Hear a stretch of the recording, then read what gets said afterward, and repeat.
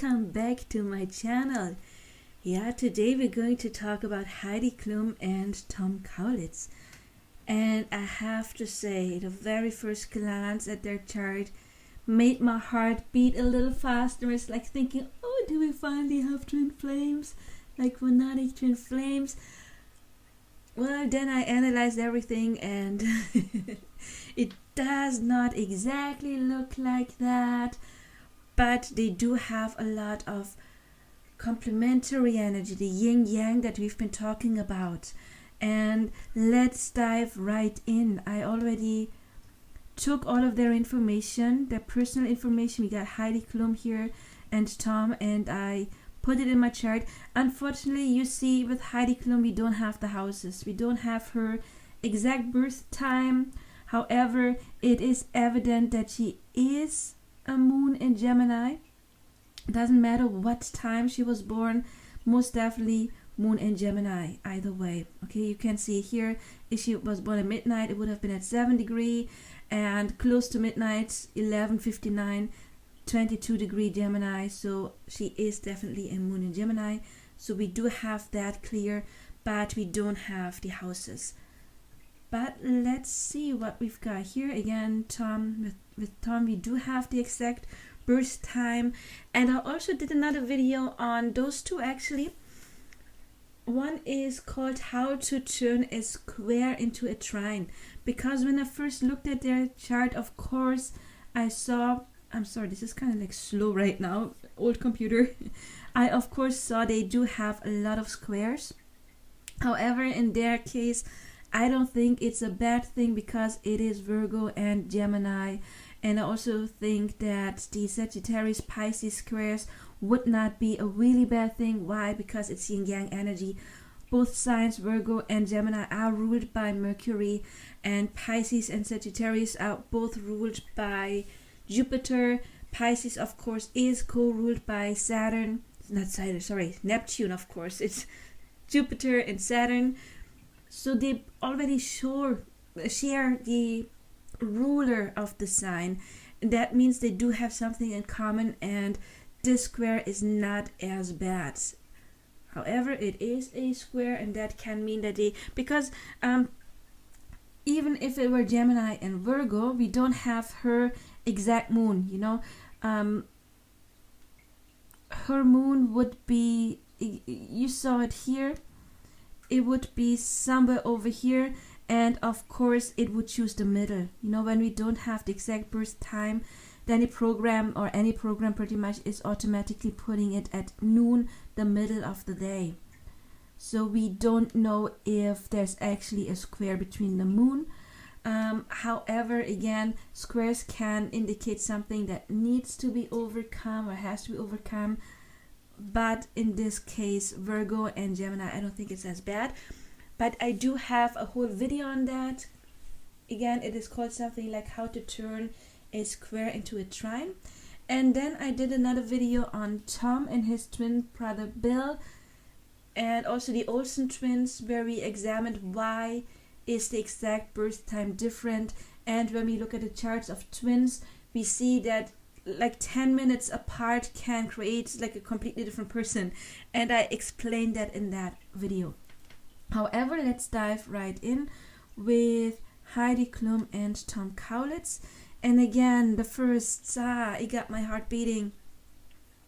You see, again, we don't have her houses because we don't have her time, so we don't have all of the information.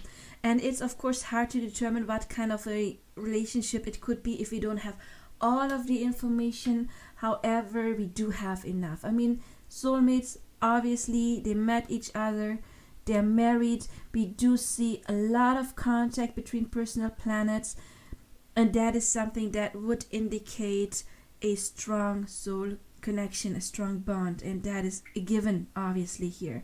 But we're going to dive more into the depth. I have to say, I didn't really prepare. I didn't take any notes, so we're just going to do that while recording.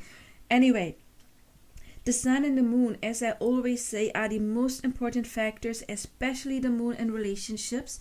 And we do have the Yin-Yang energy going on. Why? Again, they're Gemini, which is the masculine aspect of Mercury, and Virgo is the feminine aspect, the yin aspect of Mercury.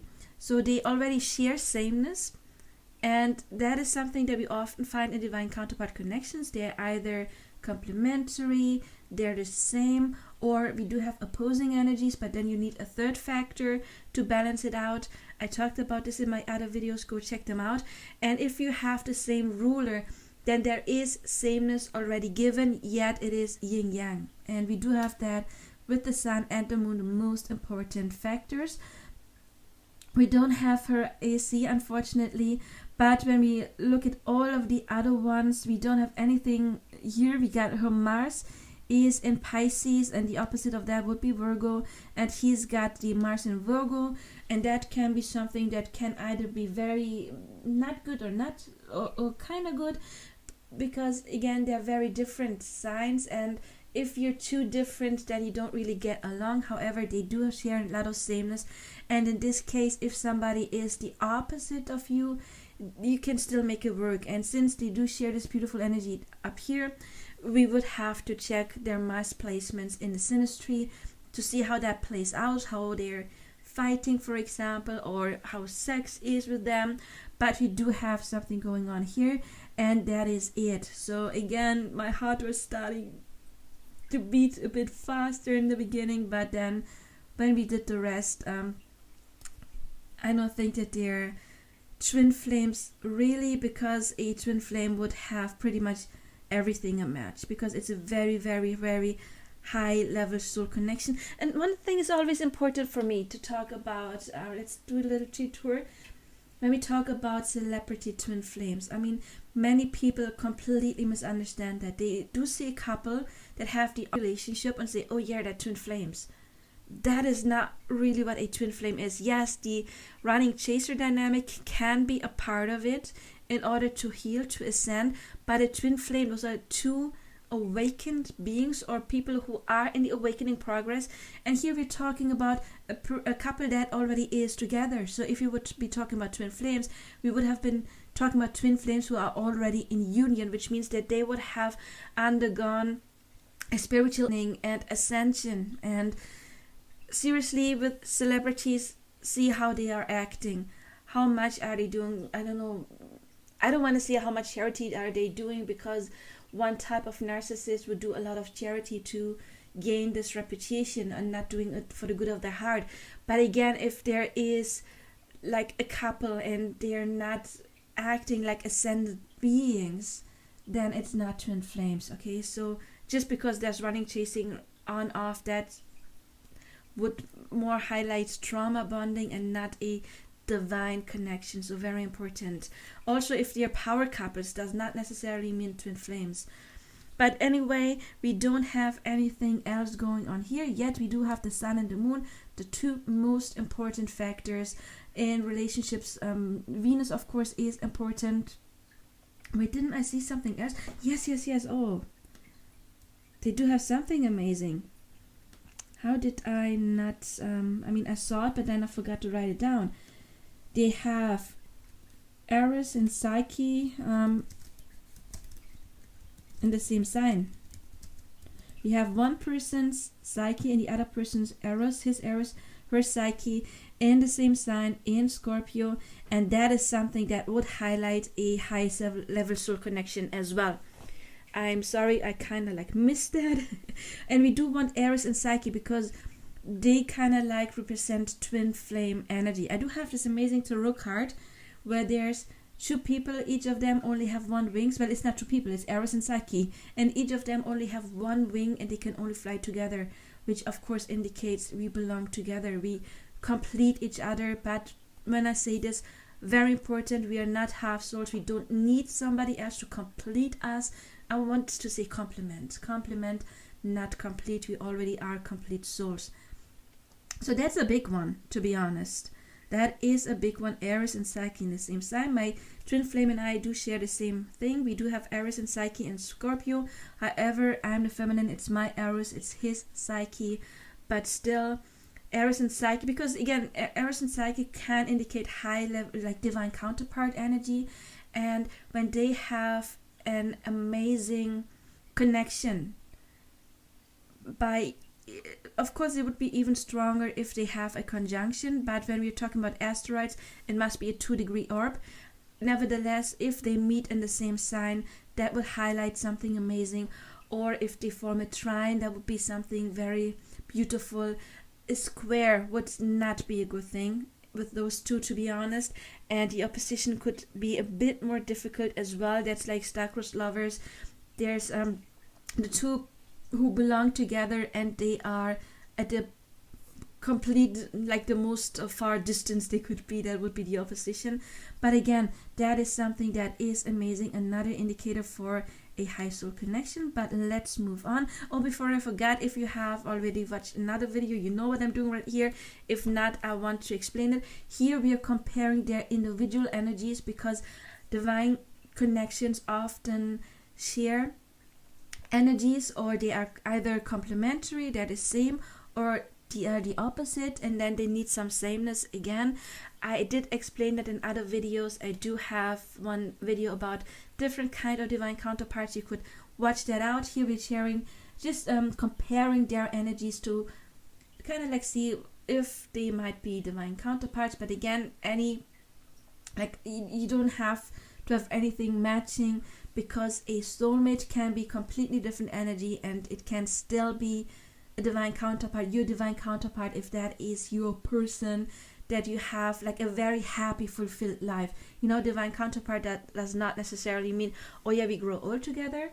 I mean, yes, it would include that, but it would also have the, we are happy together, we've spent already like 50 years together and still we love each other like crazy, and we're not just together because we're used to it. You know, that would be not divine energy, of course.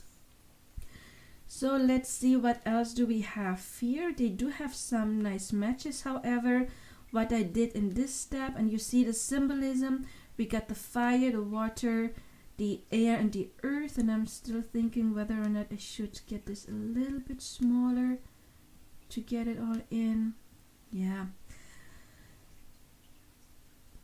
And I said it in other videos, a good match, and we have it here, like a soul twin would be have a lot of the same element. There would be a lot of trines. Then the split twins would be either like the more masculine or feminine monadic, the more masculine or feminine energy, but still separated in yin-yang. So either fire and air, you see it here. The opposite, it's always, this is for example Libra, it's air, and the opposite is always fire. Here fire, the opposite is always air, and again fire and air. And we got the same thing with earth and water and earth. You know, water and earth are the feminine signs, air and fire are the masculine signs. So the opposition is always either feminine or masculine energy.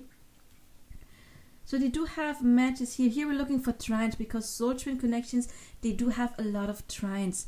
And again, we're checking the energy, of course, you know, but trines could be, of course, in another form as well, like having a sun-moon trine or something like that. That is actually something we do find a lot, like sun-moon conjunctions or trines. Anyway, when it comes to their personal planets, they do have Mercury both in air. So that's like trining energy. We got Venus both in air. And then we got Eros both in water. However, for them, this amazing stuff is we got one person's Eros and the other Psyche in the same sign. That's the good stuff. Oppositions, they only have with Mars. We were talking about it, Pisces and Virgo. And the Yin-Yang energy, we got it, the Sun and the Moon. And the North Node as well. Where's the North Nodes? We got it here, the North Nodes, Capricorn and Aquarius.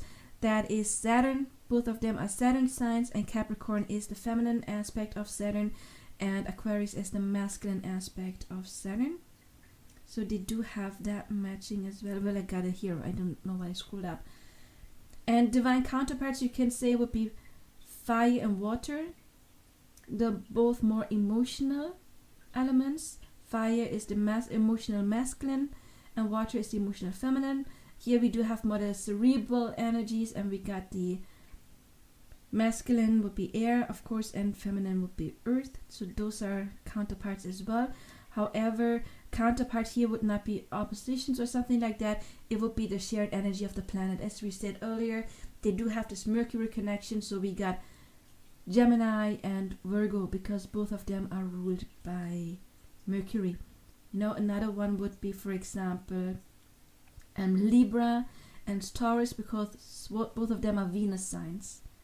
And then down here, that you can skip basically because we don't have her house. Here I was just checking, does he have something like the sun in a house that she has in the same house or sign? But again, she's got the sun in Gemini and he's got it in the Aries house, so they don't have anything in common. If he had the sun in the third house, then both of them would be Gemini energy, but we don't have any shared energy when it comes to suns and houses down here. And that's okay. So let's dive into the synastry. And again, I didn't take any notes. Let's talk about asteroids. If you're wondering where I got the asteroids from, there is this asteroid aspect here. For example, we see we got who's who. Okay, Bill is the blue, Heidi is the orange. If you're wondering why we do see houses here, discard that. As I was saying earlier, if we don't have the exact house, the exact time, we would automatically put it at noon. So those houses, of course, they are wrong. Her house is the orange, but again, did I say Bill? Tom. Tom is blue and Heidi would be orange. And this is where we got the asteroids from. Here, but we're going to close that and focus on this. Okay, again, this is not a bad thing that there are squares because due to both of them being connected through Mercury, it's not as bad. However, it could indicate that there's something that they need to learn, something that they need to overcome, because usually squares show incompatibility. But being those two signs, there is compatibility anyway, even though there is a square. So if there had been some troubles in the beginning, that is something that can be overcome. Okay, it's more easy for Gemini, Virgo squares and Sagittarius and Pisces squares than any other squares to overcome that because of the shared energy. But we do have a lot of connection. Again, that is talking about a high soul connection. So that's a good thing, especially when we do have all of the personal planets here. And we don't have, unfortunately, her houses. But look, her sun is, and also her moon, and her Venus, and her Mercury, and her Saturn. All of those are falling into his 10th house. This is his 10th house. And that means, of course, he is getting fame and reputation because of her. I mean, he's already been famous, but he is getting something out of this connection. The 10th house, especially important for celebrities. This is how we are perceived by fans, by the outside. It's our public recognition. And the sun, of course, is lighting it up. So he's getting a lot of public recognition due to this connection. And also, it's something like with the moon in the 10th house, it's something that is making her feel comfortable as well, to be honest. With Saturn can talk about some kind of stability that she is bringing into his public image, and they do represent themselves as a loving couple. I don't think she is like completely out there. Didn't she have like relationships where she did post a lot? I don't follow them on Instagram, but I think she is publicly saying stuff or posting stuff about them. So this is what this would indicate. So he is gaining reputation through this connection in some way. And it's also connected to his first house. Since it's a square, that could be like a bit, it could be good or bad. Again, it depends on his level of maturity. But you could say he's kind of like defining his his self-image.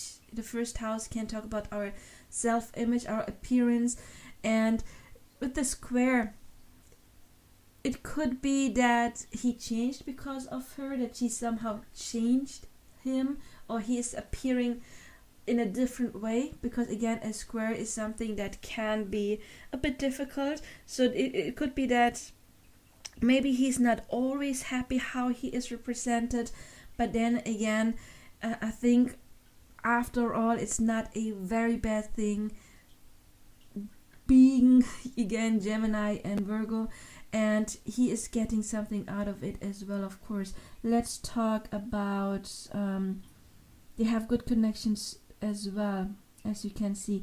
And the good thing is, look, it is his Venus. His Venus is trining the Sun and the Moon and Saturn as well, and that's an amazing thing, which means he wants this stability as well. And he is really like or the other way around. She is making him feel loved, and with Venus maybe even beautiful, and so he is getting something out of this as well. So I do like that, even though we do have the square here, we do have some amazing stuff with the trine going on. And especially, we often see this in connections, and we did see this in many of the connections we've been talking about. We do see a Venus trine to Saturn, and that can talk about a long lasting relationship, something that is stable, something that can get grounded, where they do want to grow together. Also, of course, it's very beautiful when we do have one person's Venus trining the other person's Moon, because that means that they do have a very similar they're very similar when it comes to their emotional needs, or they support each other when it comes to their emotional needs. And we do have, not just with the emotional needs, the Sun, she seems to be very supportive of him, especially when it comes to his emotional side. And then another thing we do see here, look, we got vertex. We finally have a vertex connection. It is his vertex connected to her Jupiter, which can indicate, of course, a very happy relationship, or that they met. And that was a very good thing, because it brought fortune to both of them. We don't have her vertex. You see, vertex is connected to fate, because unfortunately we don't have her birth time, and we would need that. But that's a good thing. There could have issues here with the Pluto. Pluto is our transformation when it comes to Jupiter, that they had to transform, or you know what I get is Jupiter can also talk about our public image, because Jupiter can be connected to celebrity. It is the more than life, larger than life, you could say, energy. And luck is the extreme, like being seen extremely, for example. And I know in the beginning they were being mocked for their connection. And because he's a lot younger, of course, something we often find in soul connections, by the way. So that could have been something that needed to be transformed. That is just what I'm getting right now.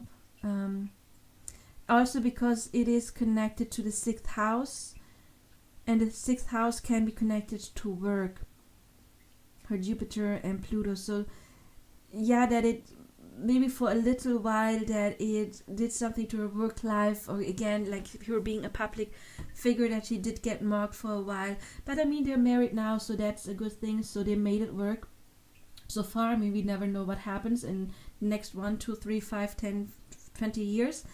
But right now, I mean, they are married, so they made it, right? Let's check again Saturn. We do have this beautiful Saturn connection. We do have some, again, tiny difficulties. I do say tiny because of the shared Mercury connection, but we do have beautiful aspects as well. This could kind of like mean, since they have squares and trines, okay, make it or don't make it. You have to put in the work, as I always said. But these connections could be like, it's very hard to make it. And this connection, the trine, is like, you can make it. And I mean, so far they overcame the difficulties, and there were difficulties in the beginning, but I think the difficulties most likely came from the outside, especially since it is showing the 10th house and the first house. The first house is also like, how are we being perceived, and the 10th house as well. So I guess the difficulties they had were not so much connected to like their private life. I would say it was more connected to how they are perceived from other people. It was more like outside stuff that they had to face and that they had to heal. Again, his Venus, that's a beautiful connection. And isn't this his Venus? No, it's not connected to... his vertex is connected to Jupiter. But again, Venus and Jupiter, that's again, it can be a big love, a great love. Jupiter is the grandiose, the big, the fortune, the growing, the expanding. So that again is a good thing. Where's his Saturn? Oh, over here. So we've got the squares here, but it's just squaring Pluto. Yeah, that means, you're forced to grow in some connections, right? Not especially if it's public, but I think, yeah, also if it's public, then there may be like extra pressure going on.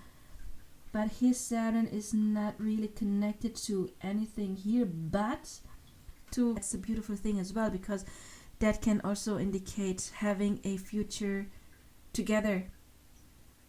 Having a stable future together, being connected. And then we do have Neptune here, and Neptune connected with the North Node can also indicate like this kind of sense. Yeah, this is transcendental. We do have some fated aspect here, and I think this might be the first connection we do have this like really sense of fatedness. I don't remember how it was with Jennifer Lopez and Ben Affleck right now, but here we do see that there is some aspect of fate. And again,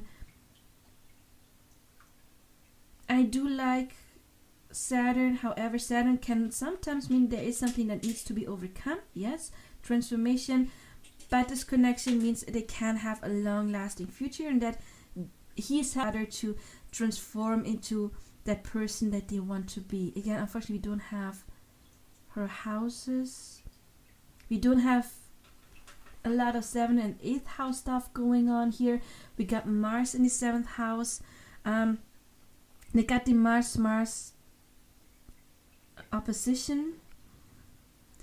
So it could highlight that they do have like different fighting styles. That could be like a thing. Or maybe they are a bit into different things sexually, could be that as well.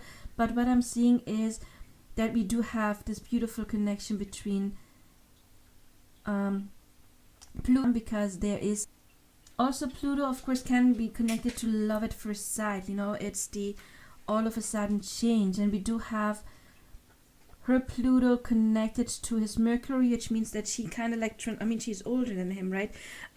So she has more life experience. It could indicate that she is helping him transform in his thinking, that he is changing his thinking, his communication. What else do we have? We do have the South Node connection. Yeah, again, it's Jupiter connected to South Node, another indicator of luck. His nodes are unaspected, but again, doesn't matter because we have her nodes aspected. Where's her Pluto? That's his Pluto. Where's hers? There. Oh yeah, we're just talking about that. Again, we do have some squares that can indicate some difficulties to overcome stuff.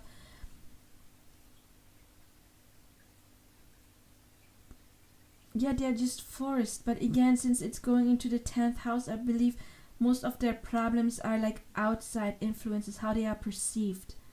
It's not so much internal, I believe. I wish we had her houses. Maybe they do have amazing first or second house connection, 7th or 8th in their personal, and like in her houses. That could be, of course. We don't know her sign, so we don't have all of the details. But to sum it up, even though we do see a lot of squares here, again, it's not as important. Oppositions can be a bad thing, but it can also be a good thing if you have things in common. They have that through the yin-yang energy again, and they do have this beautiful square. Their sexual attraction, they both find each other very hot, so we can say that as well.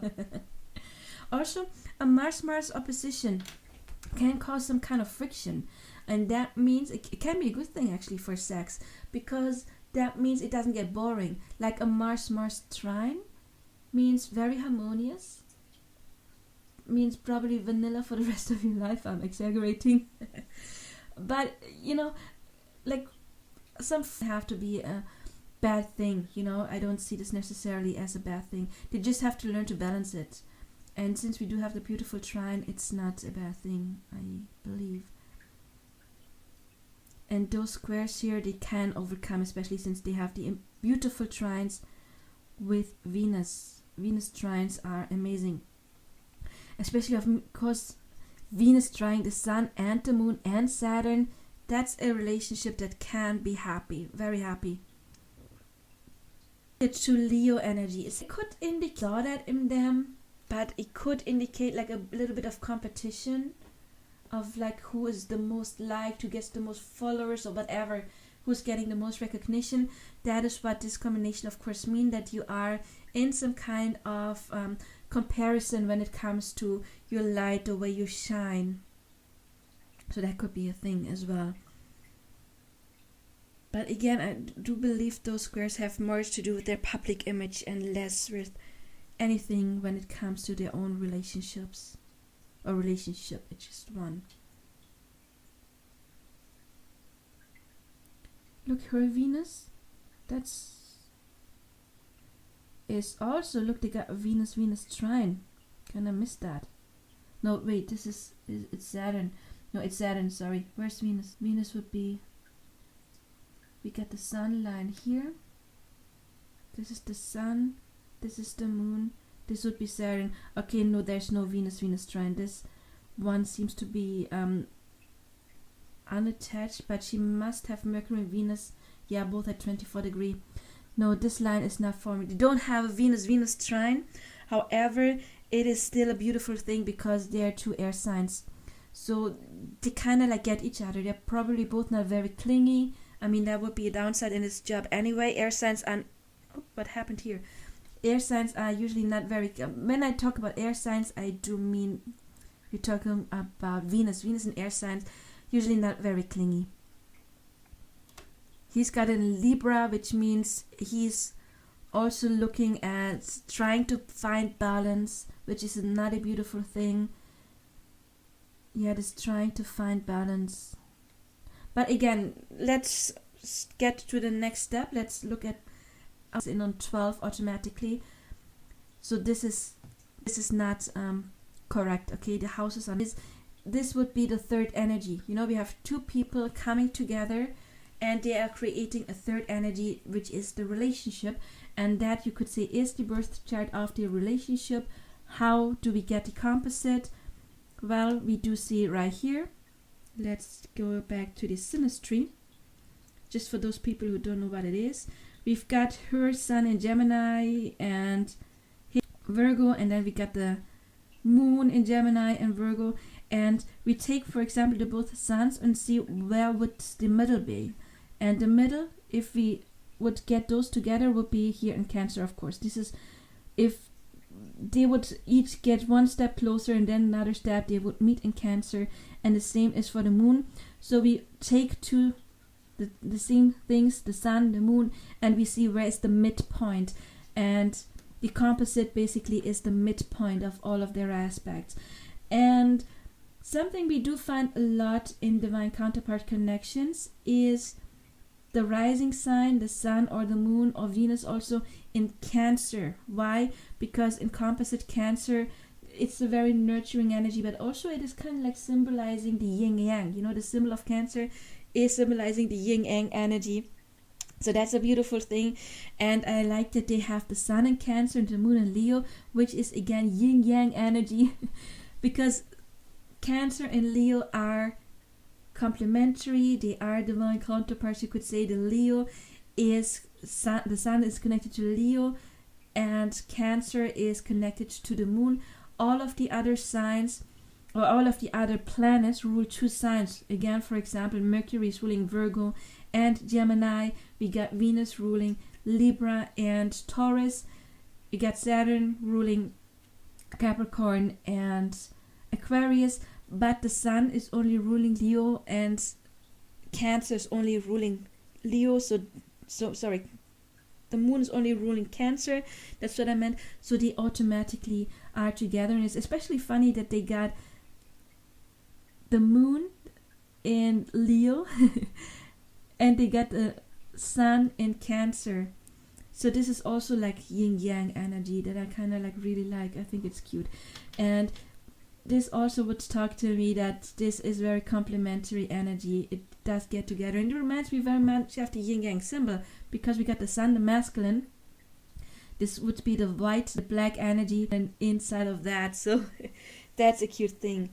We do see a grand trine. You see it's a triangle. Unfortunately, we don't have it with a personal planet, but we do have the sun trining with Uranus, trining with Saturn, and then Saturn is trining with the sun, and we do have it with the moon as well. The moon Uranus, the moon Saturn, and again Saturn the moon. And didn't we see another? Yeah, and then they got another like here. You see that? We've got Venus trining Mars, trining Jupiter, Jupiter trining Venus.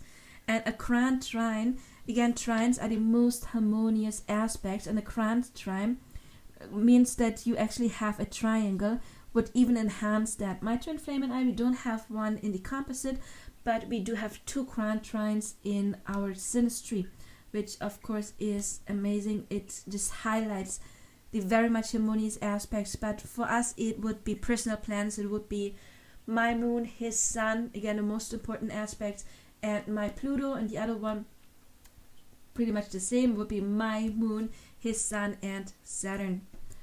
So grand trines, again, good thing. This is a bit weird, but this again would be maybe like how the public perceive them with Jupiter. I know it's not the 10th house, we don't have the house here, but Jupiter is the way we grow, and it can be connected to celebrity energy somehow, because again it's like the big out there energy, and that could again be that they had to overcome this, how they were perceived. And yeah, that's why we want to talk earlier.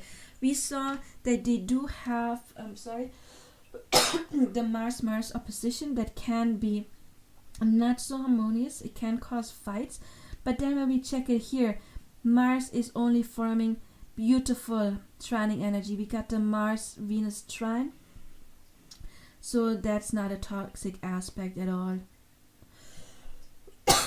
And you see, even though we had the energy squaring here, are they forming a trine? Yes, not a trine, a conjunction. The sun at 24 degree and the moon at 1 degree. That's like a 7-degree orb, so we still do have a conjunction going on here, and that's very harmonious. So sorry. So that explains that why we do have a lot of the squares going on here. It translates beautiful into their synastry chart, and this is a connection, especially look at the grand trine with Saturn, that they can make it last. To be honest, that's something that they can make it last. It's a beautiful thing.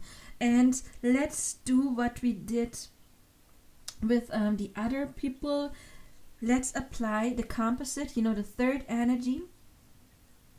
And let's take the third energy and apply it to each of them to place out with each other, what connections they do have with each other. But now we're taking the third energy, the relationship itself, and apply it to them individually to see are they getting transformed individually through this connection. Okay, so let's jump in. We do have the sun in 24 degree Cancer. 24 degree Cancer. I just hope the sound is getting recorded with all of that, buffering. Again, Cancer 22 degrees, so this is not forming any aspect right here. It's not an opposition, it's not a trine here. So the Sun would maybe be trining her Mars, which again talks about sexual attraction that is there. So the square could talk about some kind of sudden changes, but again, it's not really like a bad thing that we do have going on here. Let's talk about Tom. Let's see again. It was a 24 degree Cancer. So it would be up here. It's not conjuncting anything. Do we have any opposition? We do not. Do we have a trine? Well, we do have with Pluto. Again, that is transforming him. We don't really have anything going on with here. No other trine. With the Sun, let's see, does it form any squares? Oh, yep. We do have Venus at 16 degree. So this connection, again, it could... We have another square between them. What does this connection do to him? The square with the Sun and Venus, again, it's like maybe he doesn't like the attention he gets through this connection. That could be something, for example, or there is a bit of a mismatch that had to be overcome. So it is influencing the way he feels, and sometimes maybe it could be a little bit too much, you know, like the recognition this, for example, could get. And we don't have any square here. Let's talk about the Moon. It's still so slow. I don't know why. The Moon. The Moon is at 1 degree Leo. Heidi, 1 degree Leo would be here. It's not conjuncting anything, so it does not influence her here. Then 1 degree, there's no opposition. It doesn't form a trine here. But there, Neptune, we can discard that. It wouldn't form a square here, nor would it form a square here. So that's kind of weird. Like the Moon is also kind of like unexpected here. That's a bit odd. Usually we do see that it would influence her in some kind of way. I don't know, maybe she already is set in her ways and she's like, okay, I am with this relationship and I know who I am. It doesn't really change. Yeah, it's weird. The Moon, the emotional part of the relationship, doesn't really do anything here. Let's talk about Tom. 1 degree Leo would be here. It's not conjuncting anything here. It's not doing any opposition. It is kind of like conjuncting his IC, which means, oh, mommy issues. I mean, she is older. maybe. The IC is the beginning of the 4th house, which is connected to mother and the childhood. So maybe she is triggering something there, but in a positive way, obviously. I mean, he is with her and it's a trine. A trine is always a positive thing. It doesn't form a trine to his Aries energy. There's nothing going on. When we look for squares, it doesn't really do anything to the Scorpio, nor does it really do... Well, it's, I mean, of course, then it would be, if it's... No, if it's trining, if it would be squaring, it would be doing something to the AC. It's, no, sorry, here's, no, it doesn't do anything as well. That is so weird. It's like, yeah, we are together, but it doesn't do anything to me emotionally. I've never seen that. If you have any ideas about that, leave it in the comments. How does the relationship affect them? It doesn't really, like... That's a weird thing. I've never seen that. Okay, let's move on. Let's do Venus next. Venus is important. It's 20 degree Leo over here. And that for Heidi would mean 20 degree Leo. No conjunction. Not really in opposition. Okay, we do have with Jupiter. We discard that. Chiron. Oh, it may bring her some healing. That's a beautiful thing. This connection may bring her some healing when it comes to past hurts. And also like Black Lilith, we can discard that. Does it form any squares? Not this way. and not that way. So nope, but it actually might bring her some healing. That is something. Then Venus again, 20-degree Leo, connecting his south node. So this relationship reminds him of something from the past. There may have been like some kind of sudden recognition, or this felt very familiar. It doesn't do from any opposition. Well, I mean to the north node, of course. Yes, it's something I know from the past and I want to take that to the future. It doesn't trine anything here. It doesn't trine anything there. Would it square anything? Yeah, Pluto maybe a little bit. So it's again the transforming the idea of love or healing love wounds. Wouldn't really do anything there. So let's go to Saturn. Saturn is important. It's at 29-degree Pisces. So that would be like here. Here doesn't really do anything here. Connected to Pluto, there is transformation through this connection. Doesn't really do anything here nor here. The squaring, what degree was it? I forgot. 29 degree. Does it do anything? Yeah, it's kind of like squaring her Mercury and Venus, you could say. So to make this connection work, there had to be something overcome, some old pattern, maybe some old habits when it came to thinking, love. Maybe he is different. I mean, she never dated somebody that much younger, didn't she? So there is something that was different, that she did break some old pattern. And no, really. So okay, this is weird because they don't have a lot of things like when we apply that. Never seen that. Pluto is the transformation. We want to look at Pluto as well. 22-degree Libra.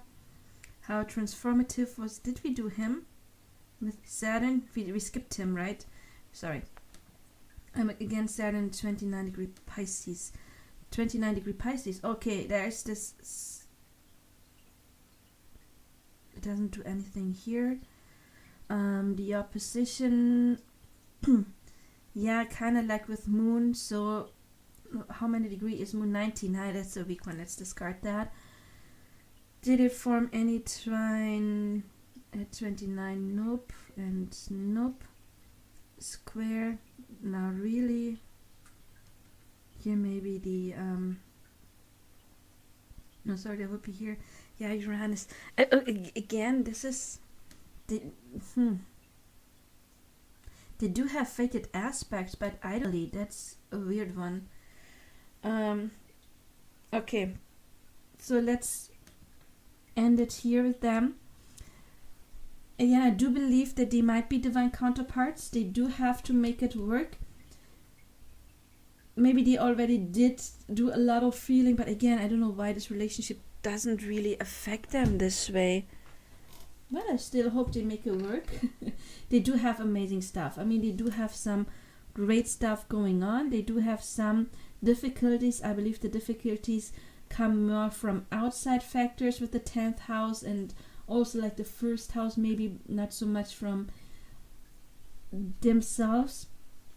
But I honestly believe that they can make it work. They do have the beautiful trines here. That is something very amazing.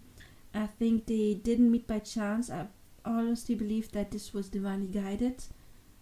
Very interesting connection, to be honest. But anyway, if you liked it, please like, subscribe, hit the bell icon. Let me know what you thought.